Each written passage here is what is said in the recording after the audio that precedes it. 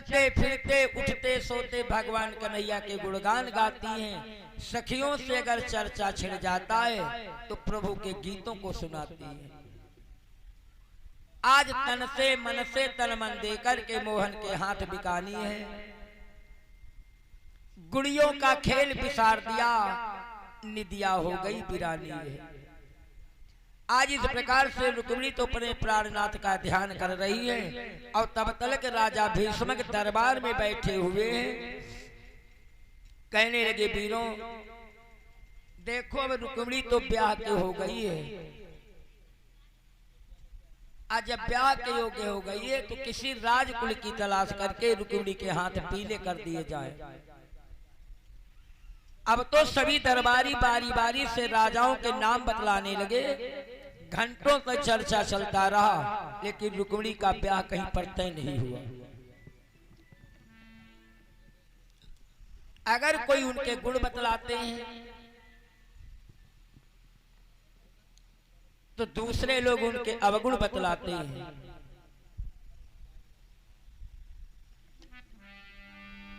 यानी कि घंटों तक चर्चा चलता रहा, रुक्मिणी का ब्याह कहीं पर तय नहीं हुआ।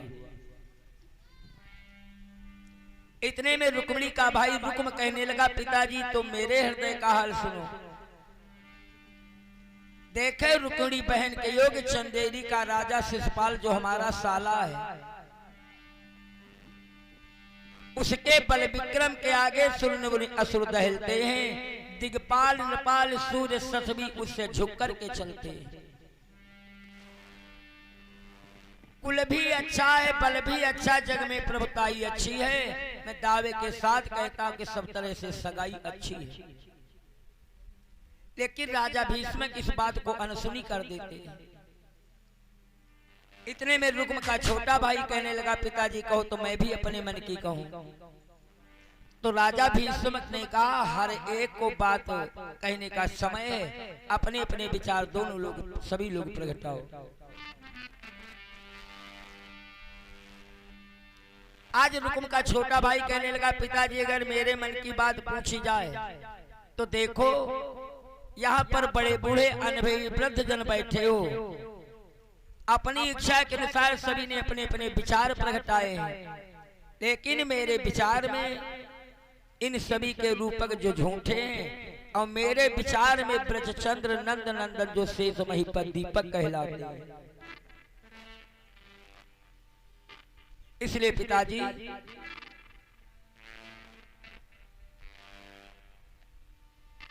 ईश्वर कहिए जगपति कहिए कि जग है, जग के जीवन धन है।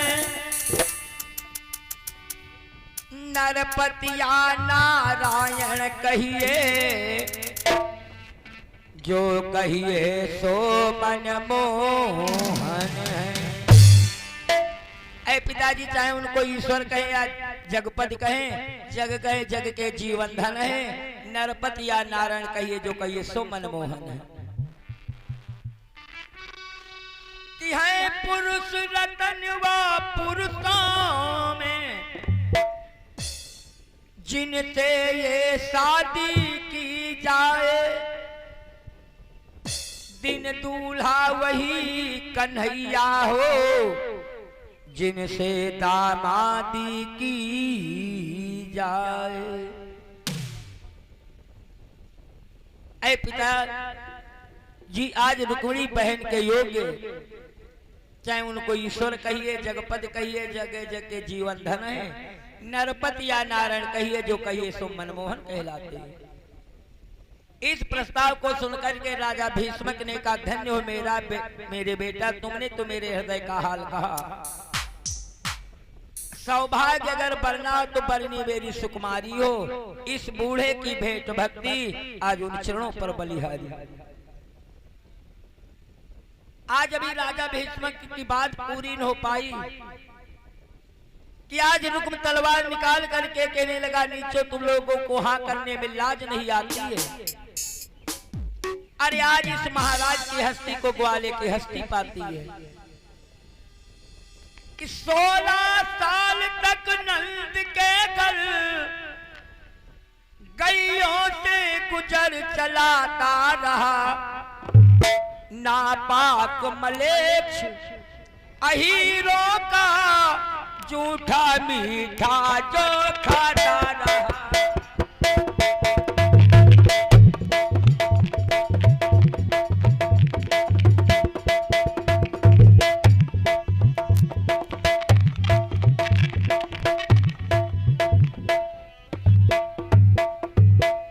आज देख जो 16 साल तक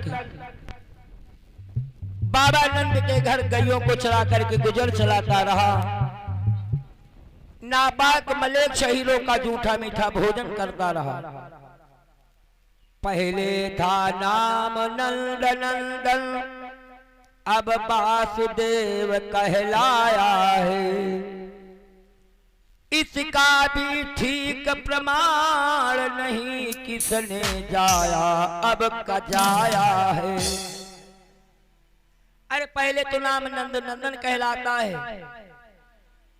आज वासुदेव कहलाता है।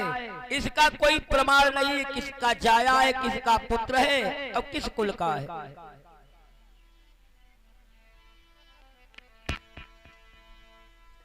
कि ऐसे अनजाने लड़के को अपनी भगनी दे डालूंगा, ना कुछ उसकी प्रभुताई पर अपनी मूछे कटवाऊंगा। अरे मेरे आगे छलबल क्या बौछारे फल पाएंगी, अगर ये शादी पक्की हो गई तो अंत में जानो तलवारें चल जाएगी। आज इस बात को सुनकर के दरबार में सन्नाटा छा जाता है। रुक्म ब्राह्मणों को बुलवा करके चंदेरी के राजा शिषपाल के यहाँ जाकर के टीका भेज दिया। अब जब ब्राह्मणों को बुलवा करके टीका भेज दिया, अब तो दौड़ करके सभी सखियां रुक्मिणी के पास आ जाती हैं। कहने लगी, बहन आज तो जिससे दिग्पाल कांपते हैं, जिसने यम का मुंह मोड़ा है, ऐसे बलबीर प्रतापी से तुम्हारी शादी का नाता जोड़ा गया है। इसलिए मुझे इनाम में कुछ खुशखबरी में दे डालो। आजीवन फूलो और फलो, बस आशीर्वाद हमारा लो। अरे आज रुक्मिणी ने जही अपने हित शिषपाल का नाम सुना, कहने लगी, हरियाली अगर उस शिषपाल नीच की मौत की खबर आ जाती तो ज्यादा अच्छा होता। का क्यों? का दो जिससे दिग्पाल कांपते हैं उससे मैं भी थर्राती हूँ। लो नाम न यहाँ आली उसके मैं तेरी हाहा खाती हूँ। अब अगर इनाम चाहिए तो सुनो,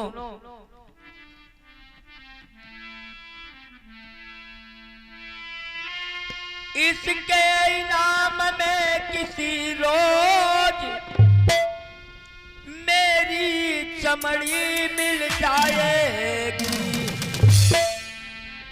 अगर ये शादी पक्की हो गई तो लात पड़ी दिखलाएगी।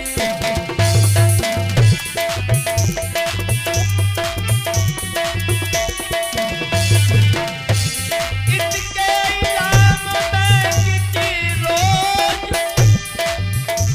मेरी चमड़ी मिल जाएगी। अगर ये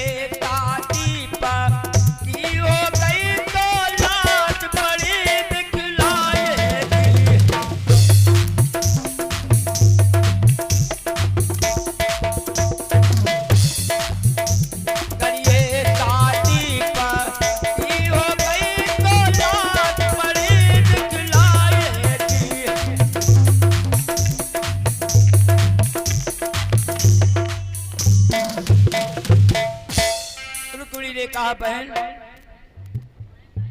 तो बढ़ावा तुम्हें 4 घंटा यहाँ लगाओ।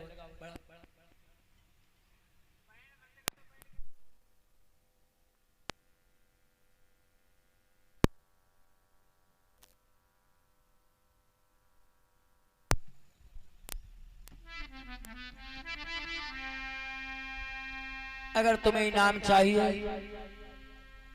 इसके इनाम में एक ना एक दिन तुमको मेरी चमड़ी मिलेगी। अगर ये खुदखबरी सत्य हो गई, जानो तुमको मेरी लाश मिलेगी। अब तो सभी सखियां निराश होकर के कहने लगे रियाली तो आज फिर बताओ ऐसे बलबीर प्रतापी शादी करने में तुम्हें लज्जा क्या है? रुक्मिणी ने कहा बहन लज्जा कुछ नहीं, दिल में जगह कब होती जब दोनों की आत्माएं मिल जाती हैं। आज रीत प्रीत की धाराएं दिल ही से दिल में आया करती हैं। इस बेघर का घर क्या होगा, इसका तो है घर और कहीं। दिलवरी गई दिल के दिल पर, मेरा तो दिलवर और कहीं। अगर मैं शादी करूंगी तो कृष्ण के साथ नहीं करूंगी, आज उस नीच का मैं साथ नहीं दे पाऊंगी। क्यों? तो रुक्मिणी ने कहा सुनो कि हम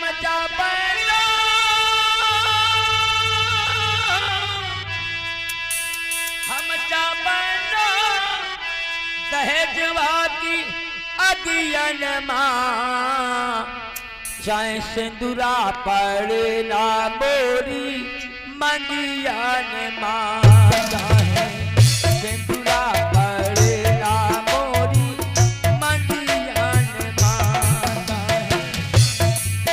पड़े ना मोरी मंगियन मां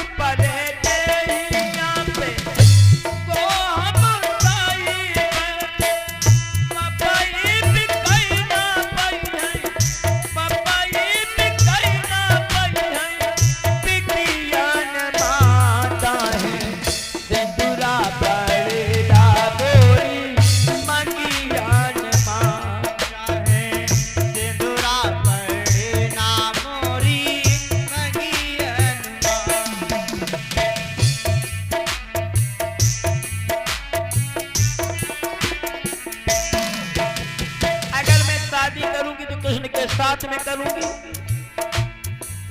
अन्यथा अपने जीवन को इसी प्रकार से व्यतीत करूंगी। कैसे? रही गए का बापू हमरे गोरिया छवाई दे हैं, रही गए का बापू हमरे गोरिया छवाई दे हैं, वही रही का भैया हमरे धोतिया मंगाई दे हैं, भैया हमरे धोतिया मंगाई दे रही गई का बापू हमरे गोरिया छवाई दे हैं, वही रही का भैया हमरे धोतिया मंगाई दे हैं।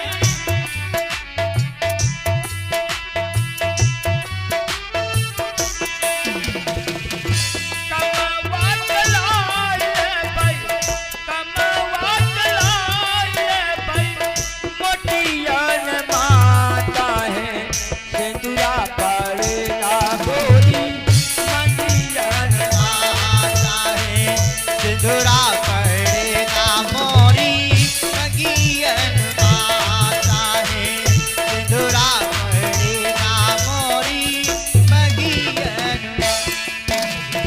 कभी अपने जीवन में मैं ताना नहीं मारूंगी। क्यों? बचे कुछ रोटी आते बेटे बाजी आई ले पे, बचे कुछ रोटी आते बेटे बाजी आई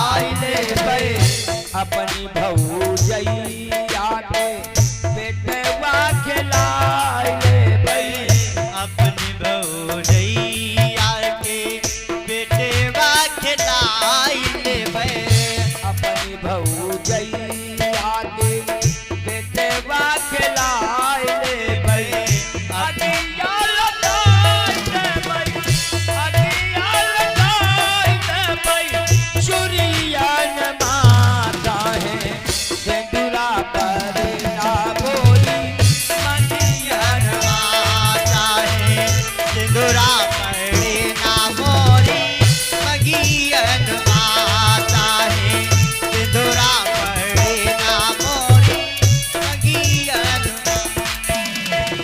आज रुक्मिणी के भाव को देख करके सखियों ने पूछा बहन आखिर फिर वो कौन है?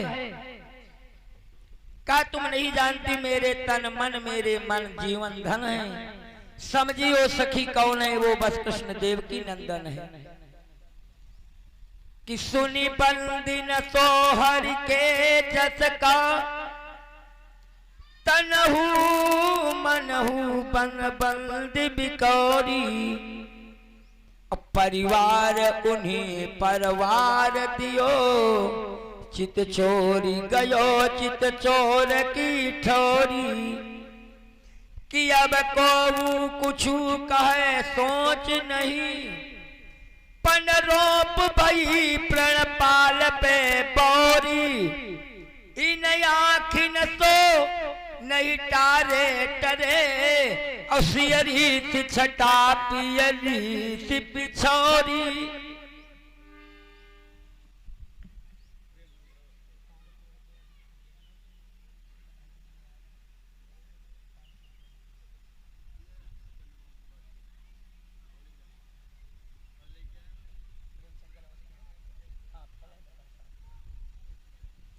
एक 51 मुद्राओं का दान प्रेम शंकर अवस्थी जी की तरफ से 51 मुद्राओं का दान आया है। भगवान की मंगलमय कामना को पूर्ण करें।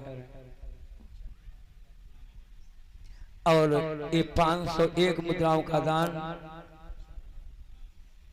परम सदे श्री चंद्र मोहन त्रिपाठी जी महोली की तरफ से 501 मुद्राओं का दान आया हुआ है। भगवान की मंगलमय कामना को पूर्ण करें।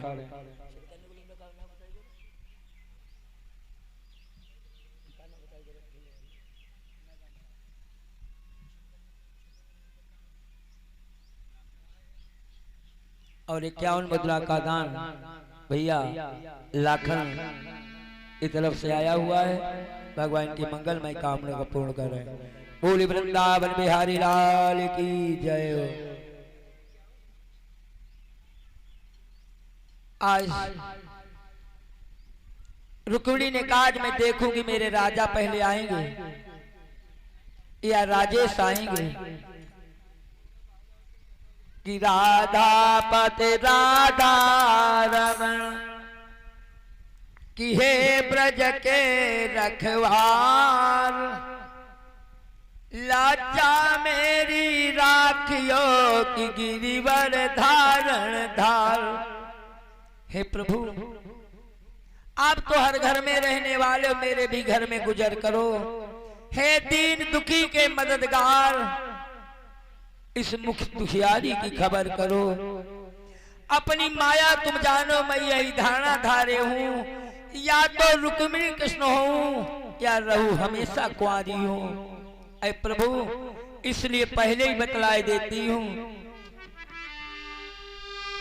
कि कर वो मलेच्छ परने आया तो तेल डाल जल जाऊंगी अथवा शादी के पहले ही बर्बादी कर दिखलाऊंगी।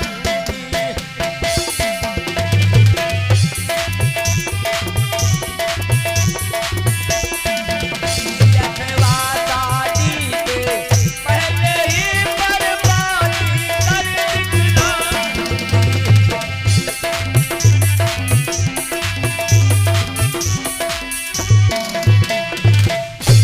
आडंबर नहीं चाहती हूँ, वैभव दल की उपासी हूँ। तन से मन से तन मन दे करके मनमोहन के चरणों की दासी कहलाती हूँ। अब तो आज इतनी बात सुन करके सभी सखियां अपने अपने घरों को चली जाती हैं। आज रुक्मिणी अपने बार बार मन को समझाते, आज मैं देखूंगी पहले राजा आते हैं या राजेश आते हैं। आज कहते कहते रुक्मिणी पत्रिका लिखा। अब पत्रिका को लिखते लिखते अपने मन को समझाती, रुक्मिणी इतना तुम अधीर क्यों होती हो कि जिनको बुलाया गज ने, कि जिनको बुलाया गज ने, लिख कर के फूल पाती, जिनको बुलाया गज ने, लिख कर के फूल पाती, जिनको बुलाया गज ने,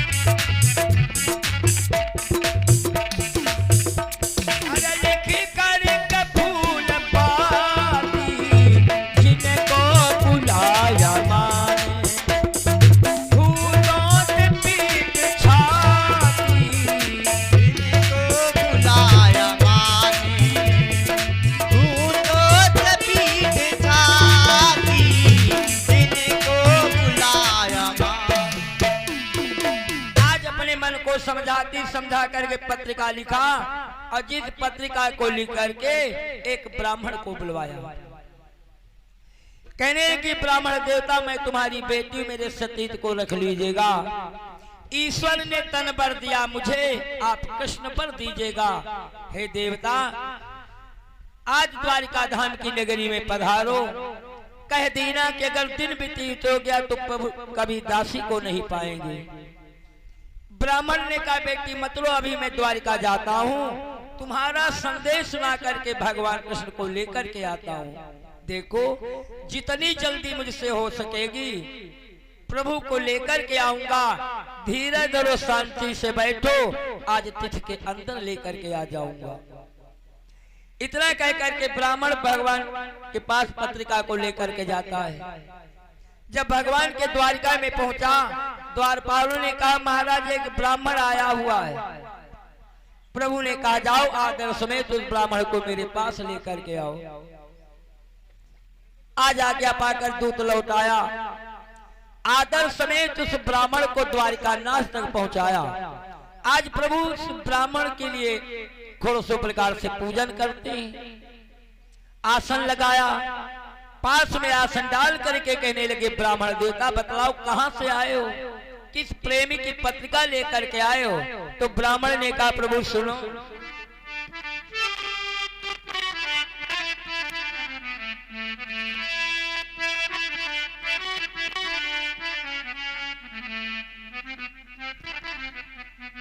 आज ब्राह्मण ने कहा प्रभु सुनो, बड़ी दूर से ये है संदेशा तुमको लाए हैं। बड़ी दूर से ये है संदेशा तुमको लाए हैं। संदेशा तुमको लाए हैं। संदेशा तुमको लाए हैं। संदेशा तुमको लाए हैं। बड़ी दूर से ये है संदेशा तुमको लाए हैं। संदेशा तुमको लाए हैं। संदेशा तुमको लाए हैं। संदेशा तुमको लाए हैं। संदेशा तुमको लाए हैं। बड़ी दूर से ये है संदेशा तुमको लाए हैं। ये बड़ी दूर से ये है संदेशा तुमको लाए। ये मानो या न तुम मानो, या मानो या न तुम मानो, संदेशा तुमको लाए हैं।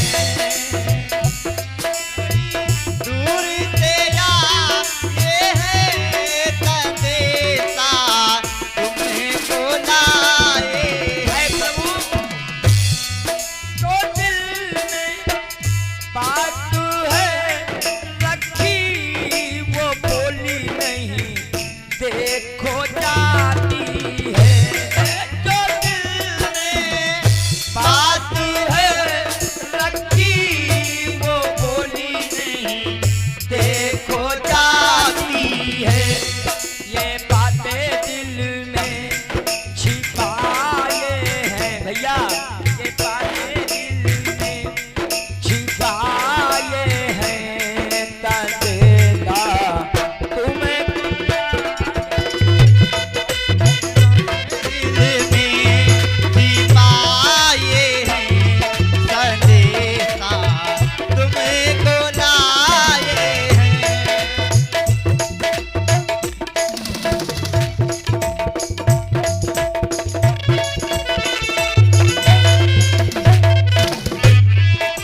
संदेशा तुमको लाए हैं। संदेशा तुमको लाए हैं। संदेशा तुमको लाए हैं। संदेशा तुमको लाए हैं। आज इतना कहते कहते ब्राह्मण देवता आज प्रभु के रुक्मिणी की पत्रिका प्रभु के हाथों में दे दिया। आज जब प्रभु पत्रिका को पढ़ने लगे तो क्या लिखा है कि मृग संग गए तब ध्यान ना था। अय प्रभु जिस समय त्रेता युग में हिरण के पीछे गए थे उस समय मुझे ध्यान नहीं था, लेकिन आज कि मृग संग गए तब ध्यान ना था। अमृग या मृग की कुछ घात करेगी, अरजनी चर दाव लगा हरि है, हरि की हिरनी हृदय हरेगी। कि अब से पहले यह पत्र लिखूं, पद किंकर शीत विपत्ति पड़ेगी। और यदि नाथ न आए तो याद रहे, प्रभु की प्रभुता पर धूरी पड़ेगी। आगे क्या लिखा कि सिद्ध श्री श्री देवाधिदेव प्राणेत प्राण धन प्रण जीवन गोपीपति सुरपति वासुदेव ब्रजचंद्र बिहारी ब्रज नंदन। यो चरणों में प्रणाम मेरा, सत बार मिलन सम्मेलन। हे नाथ रुक्मिणी दासी को श्री चरणों में दीजिए शरण। ऐ प्रभु, मेरा शोक बड़ा भाई कानों पर बात न धरता है। आज प्रभु की दासी कहला करके आज वो निज शिषपाल को अर्पण करना चाहता है।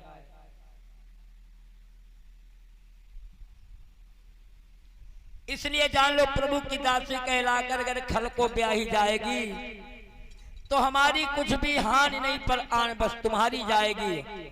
आज प्रभु उस पत्रिका को आज से अंत तक पढ़ते रहे, प्रेम नीर भरते आंखों में आंसुओं की धारा बहाते। प्रभु ने कहा ब्राह्मण देता ठहरो, अभी मैं रथ को तैयार कराता हूं। आज खलदानव को दलमल करके रुक्मिणी प्रिया को लेकर के आता हूं। फिर अपने नाना उग्रसेन से सलाह लेकर के आज कुंदनपुर के लिए प्रस्थान किया। मानो आगे आगे श्री वासुदेव रथ को दौड़ाते जाते हैं और पीछे से दाऊ सेना लिए वे रथ को उमड़ाते आते हैं और आकर के चौबाड़ी में ठहर जाते हैं। आज रुक्मिणी छड़बड़ के लिए अधीर हो जाती है, कभी अटारी पर जाती, कभी झरोखों के पास देखती हैं या जब ब्राह्मण देवता नहीं पहुंचे या प्रभु मुझे स्वीकार नहीं करना चाहते। कभी अटारी पर चढ़ती, कभी झरोखों से देखती, कभी दरवाजे पर जाती हैं और कहती क्या है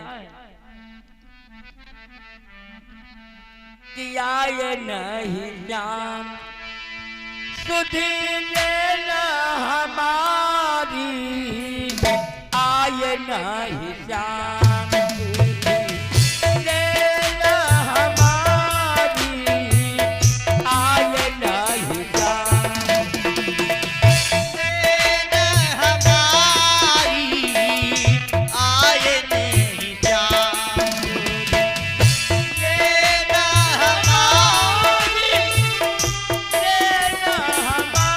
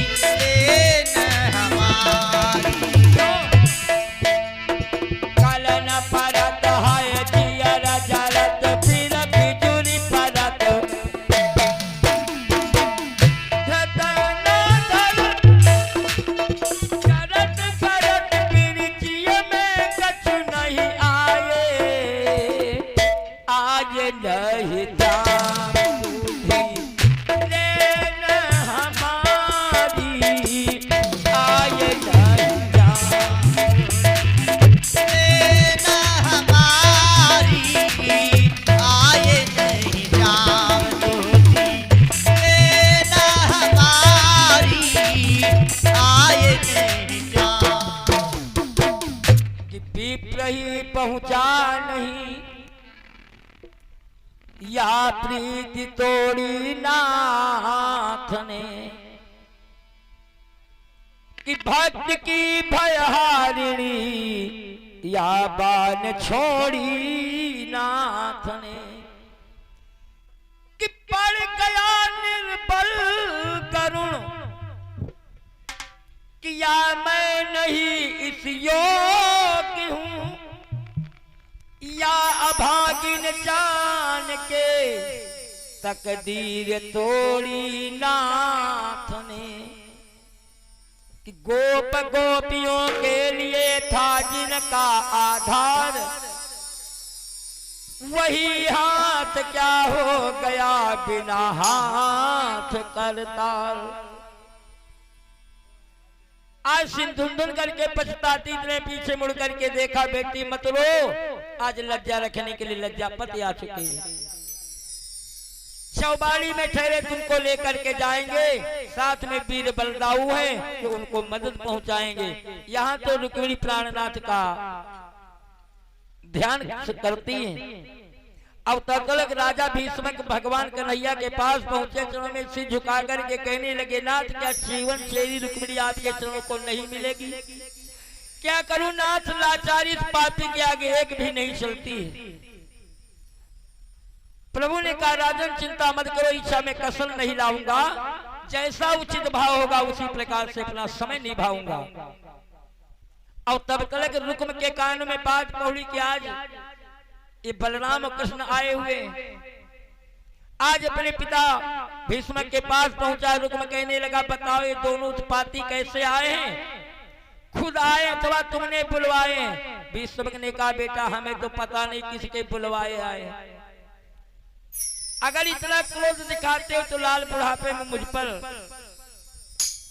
चाहो तो मेरा सर काटो लो, हम तो शीश झुकाए हुए हैं। और तब तक गाजे बाजे के साथ चंदेरी का राजा शिशुपाल जरासंध सारी सेना को लेकर के आ गया। आज बगता जगता रुक्म शिशुपाल के दरबार में तेगा खींच करके कहने लगा, वीरों याद कर लो, इस शादी में बलराम कृष्ण आए हुए हैं, समझ रखो कि संदेशा समर का लेकर के आए।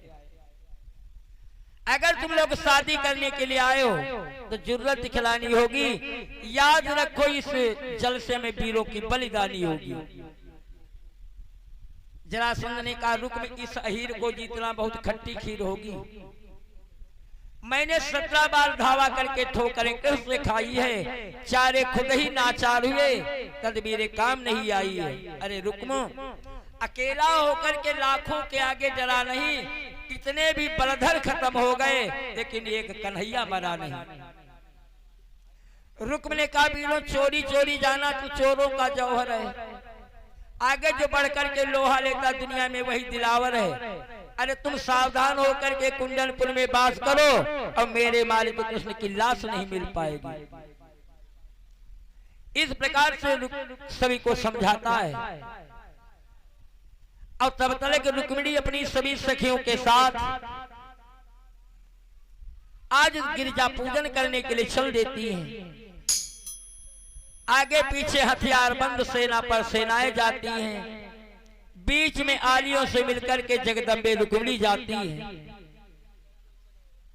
कि मंदिर में इस ओर से जब माने किया प्रवेश, तो खड़े दूसरी ओर थे छिपे हुए अखिलेश। रुक्मिणी जी मंदिर में प्रवेश किया कि दूसरी तरफ भगवान कोने में खड़े हुए थे। आज रुक्मिणी घोष प्रकार से पूजन करती है, प्रार्थना आरती करती है। माँ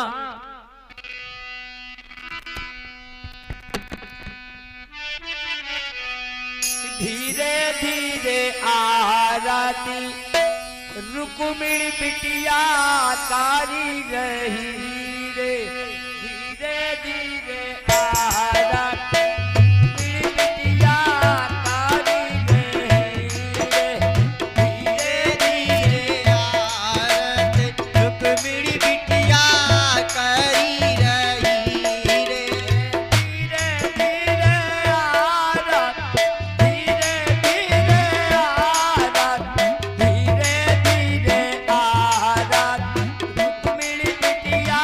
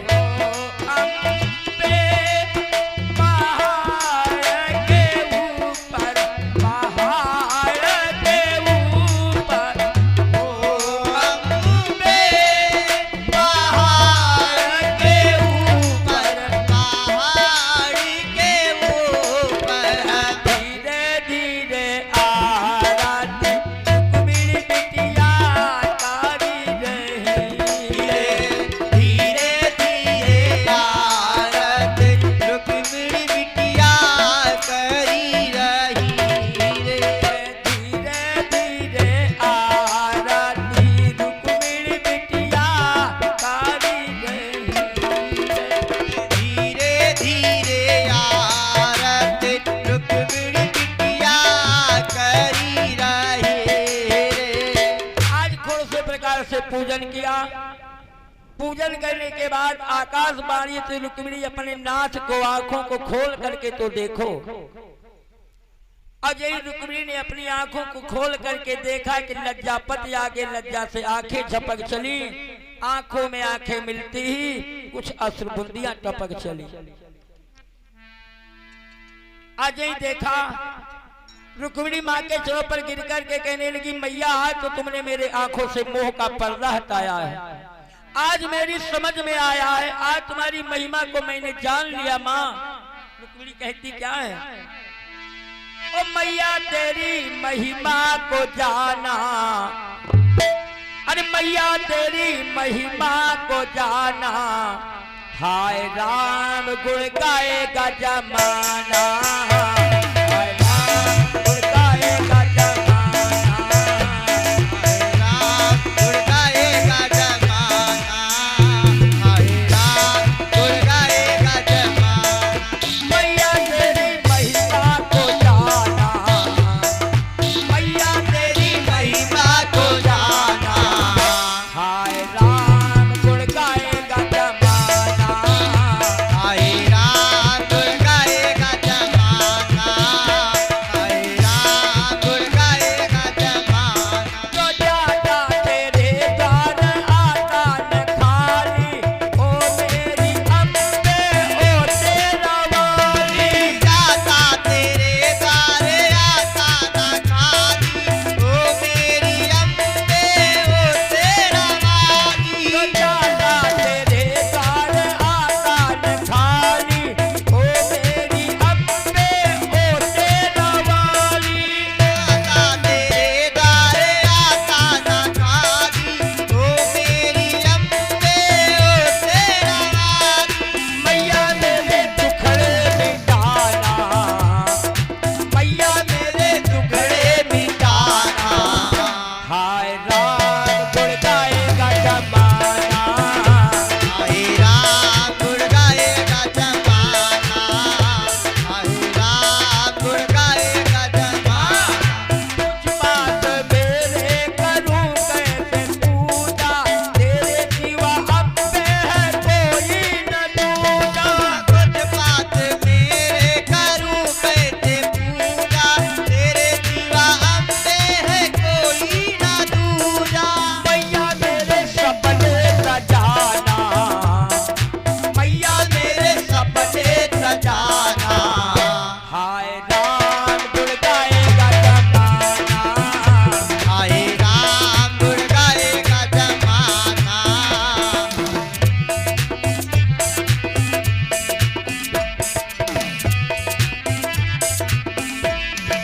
मेरी माँ अम्बे न तेरी लगाओ, तुम अपनी कन्या को दर्शन दिखाओ। मेरी बातों अम्बे ना तेरी लगाओ, तुम अपनी कन्या को दर्शन दिखाओ। मेरी बात अम्बे न तेरी लगाओ, तुम अपने भक्तों को दर्शन कराओ। मैया दुख यस्ते के मिटाना, मैया दुख यस्ते के मिटाना, हाय राम गुण गाएगा जमाना, हाय राम गुण गाएगा जमाना।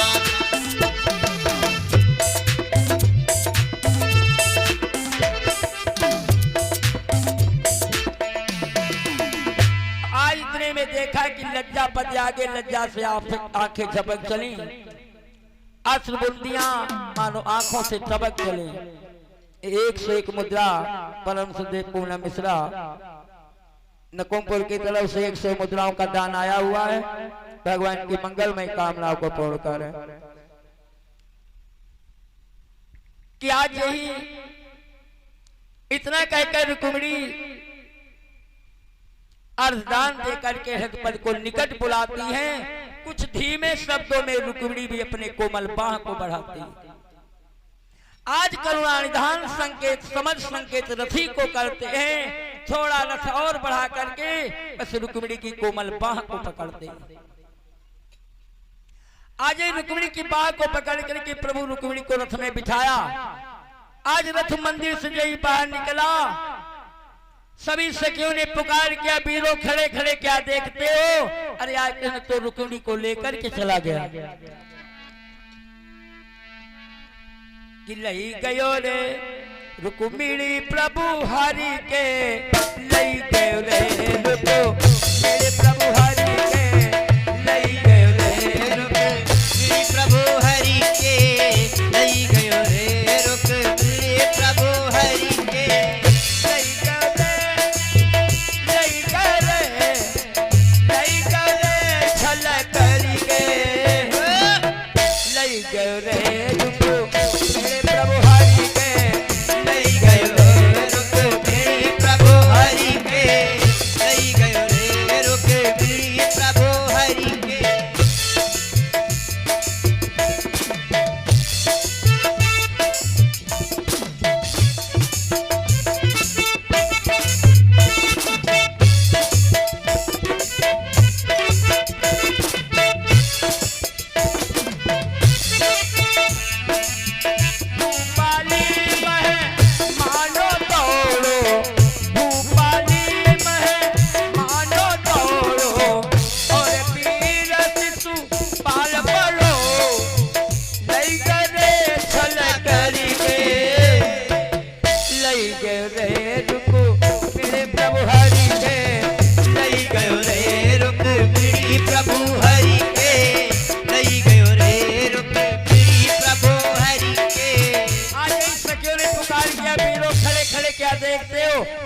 तो रुक्मिणी को लेकर के चला गया।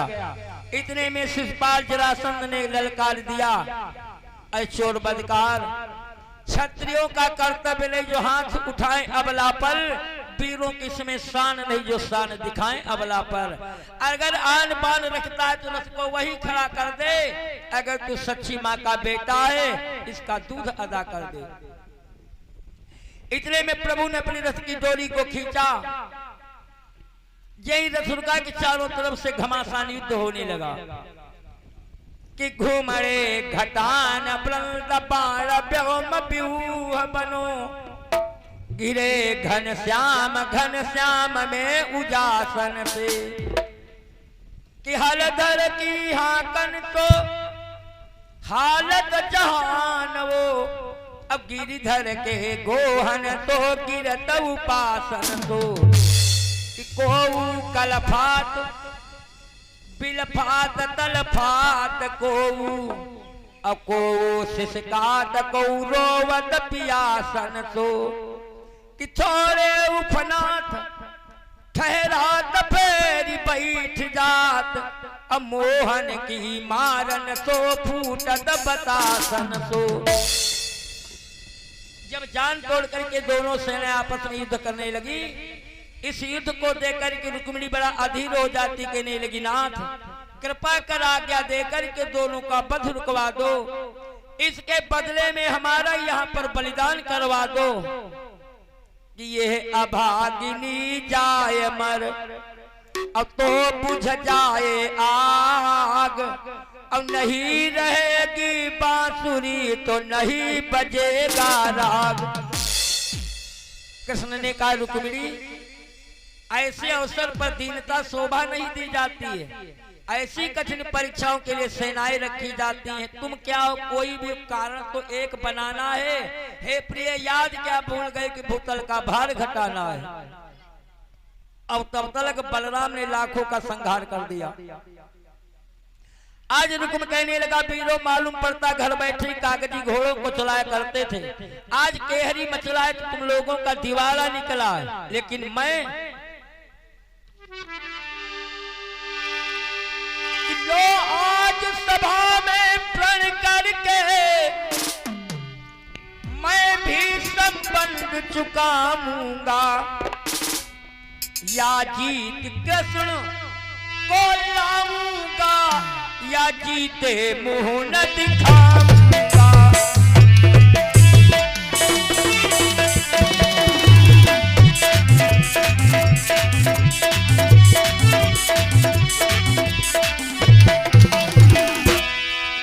आज या तो जीते जी मुंह नहीं दिखलाऊंगा और या कृष्ण को जीत करके लेकर के आऊंगा।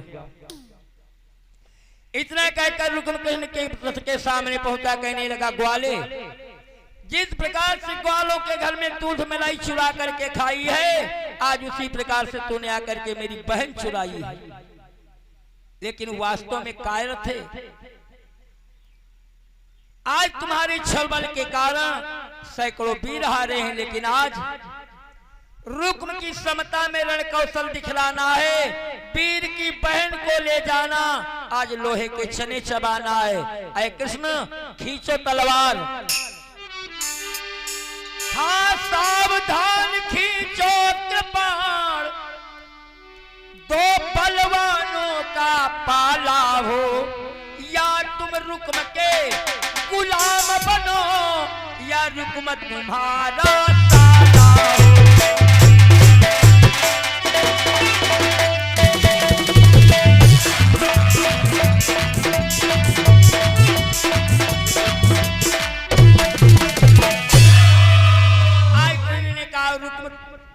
कंस काय ठहरे, तुम में तो सच्ची ताकत है, बलबीर बड़ो रणधीर बड़ो, युद्ध में तुम्हारा स्वागत है।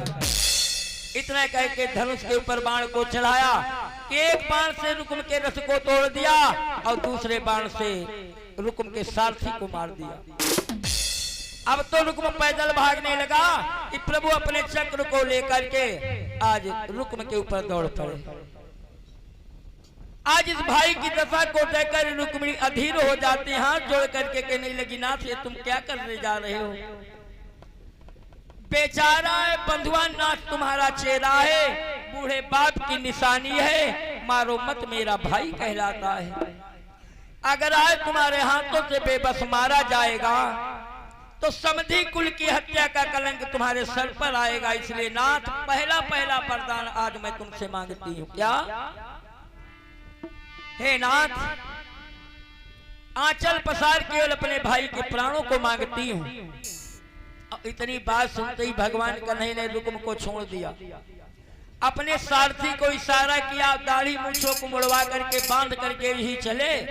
इतने में बलराम ने कहा, कृष्ण आज तुम क्या करते हो? अरे अपने संबंधी के साथ ऐसा कोई व्यवहार करता है? अरे ये तो तुम्हारी पत्नी का भाई है, अगर इसके साथ ऐसा व्यवहार करोगे तो आगे ब्याहने किस लिए जाओगे? कि भगवान बलराम ने बड़ी अच्छी नीति चली। भगवान बलराम जानते हैं कि सबसे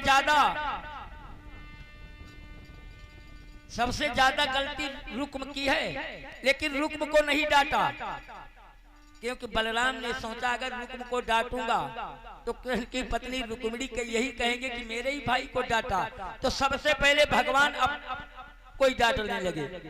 कि बलराम ने बड़ी अच्छी नीति चली कि अगर कोई आपस में दो प्राणी झगड़ा करते हो, अगर तुम्हारा कोई प्रेमी तो पहले उसे डांटो, अब बाद में फिर उससे कह सकते हो कि तुमने बहुत बड़ी गलती की। तो सबसे पहले बलराम ने कन्हैया से कहा, कृष्ण अरे ये तो तुम्हारी पत्नी का भाई, तुम्हारा तो साला है, अगर ऐसे संबंध चुकाओगे तो बतलाओ कैसे निपटोगे? अब बाद में रुक्म से कहते, भैया रुक्म, तुमने भी तो बहुत बड़ी गलती की, लेकिन खैर कोई बात नहीं, ऐसा रिश्तेदारों के साथ में कोई करता है? अरे छोड़ दे, तो तुम्हारे भाई तुम्हारा साला कहलाता है। अब इतने में बलराम ने रुक्म को छुड़वा दिया। आज जब रुक्म को छोड़ दिया तो आज रुक्म वहां से सर नीचे किए जा रहा है। अब चल करके दूसरे देश का निर्माण किया और उसी में जाकर के ठहर जाता। इधर प्रभु रुक्मिणी को लेकर के अपने द्वारिका में पहुंचे, जहां पर वैदिक विधान से नियम के सहित रुक्मिणी कृष्ण का ब्याह होता है। आज राजा भीष्मक ने समाचार सुनकर अतिशय आनंद मनाया, चुपचाप ब्राह्मणों को बुलवा करके कन्यादान पढ़ाया।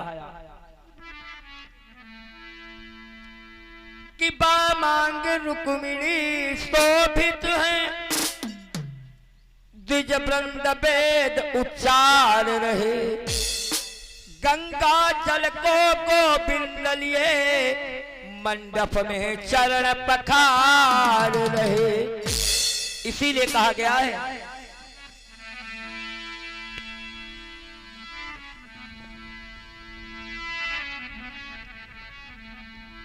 दिल से जोग साधा तो जोगन वही है।